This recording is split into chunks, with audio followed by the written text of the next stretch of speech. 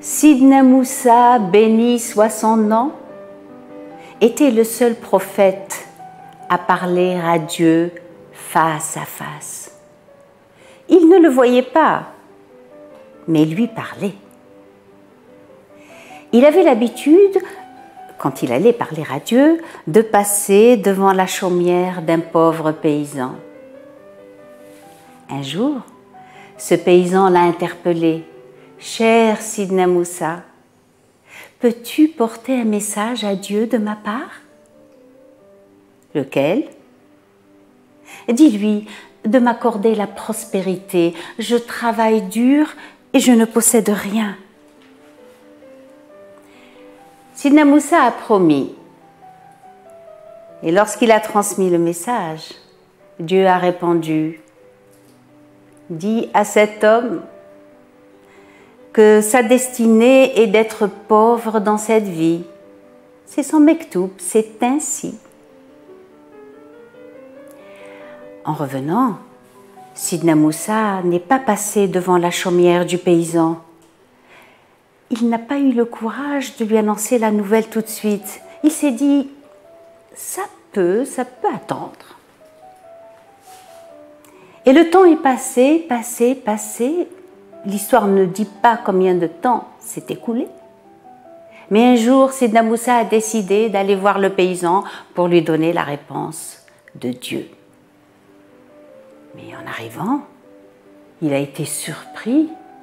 À la place de la chaumière, il y avait une ferme. Il y avait autour des troupeaux de moutons, des troupeaux de vaches, des dromadaires, des ouvriers qui s'activaient dans ce domaine. Tout respirait la prospérité et la richesse. Sidna Moussa, étonné, a questionné l'un des ouvriers. « Tu ne sais pas où est passé le paysan qui vivait ici ? Mais il est toujours là. Cette ferme lui appartient, ses troupeaux lui appartiennent, tout lui appartient. »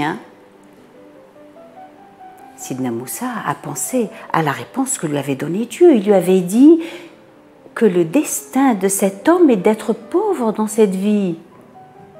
Il a pensé que l'ouvrier s'était trompé et il est allé vérifier. Il a frappé à la porte de la ferme.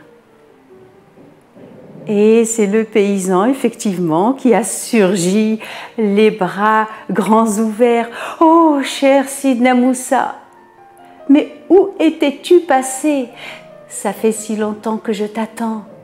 Je voulais te remercier car depuis que tu as porté mon message à Dieu, il m'a comblé de ses bienfaits. Mais en réalité, je ne me considère que comme gardien de ses richesses, car tout appartient à Dieu. » Sidna Moussa n'a rien voulu lui révéler de la réponse que Dieu avait donnée par le passé. Et la fois suivante, lorsqu'il a rencontré Dieu, Sidna Moussa lui a posé la question sur le mystère qui a rendu cet homme riche, qui a changé sa destinée. Et Dieu a répondu, « C'est l'hospitalité. » Comment? Oui, c'est l'hospitalité qui a changé sa destinée. Cet homme généreux a ouvert sa porte à un vieux farir qui a crié « Viens Rabbi, au nom de Dieu, l'hospitalité !» Il l'a accueilli chez lui et comme il a vu que l'homme était décharné, qu'il était affamé, il n'a pas hésité à sacrifier le seul poulet qu'il avait.